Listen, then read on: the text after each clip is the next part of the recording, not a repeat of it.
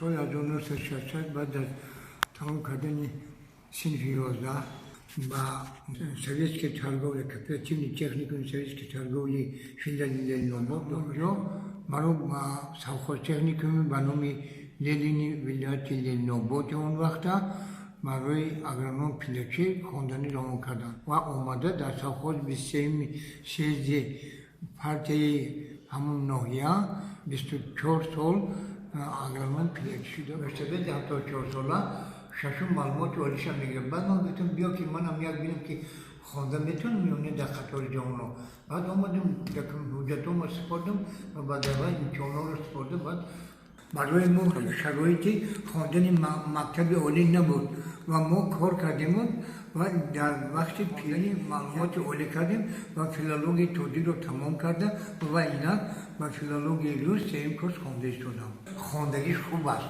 برای که خواندن ضرر نداره برای انسان. در شعبه حیوانات فاکولته زبان و ادبیات روز در فاکولته زبان‌های خارجی آغاز یافت و بار اول وقتی که به صنفخانه کورس‌های سیوم وارد گشتم راستی گپ در حیرت موندم زیرا در آنجا نفری نشست که با سال حتی از من از گفتار هم موندم خود از خود کلمه استاد از دهانم برآمد استاد شما از کجا شما کی گفته پرسان شدم وقتی که سوال و جواب هم کردیم به زبان روسی جوابای صحیح هم گرفتیم.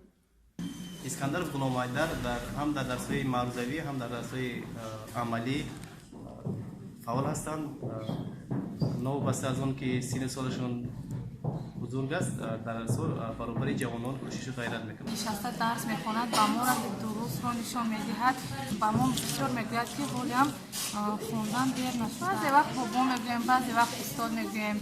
با اسکندر غلام‌حیدر یعنی همکورسی من است. من بسیار هم افتخار دارم که با چنین یک مردی کهنسال درس میخوانم. یعنی این برای ما جوانان درس عبرت است. بعضا وقت بابا میگویم و بعضا وقت‌های دیگر همچون همکورس اسکندر سلام میکنیم. شخصی بزرگه حالا برابر ما اومده در پرده نشسته درس خوانده است. ما با این شخص فخر میکنیم.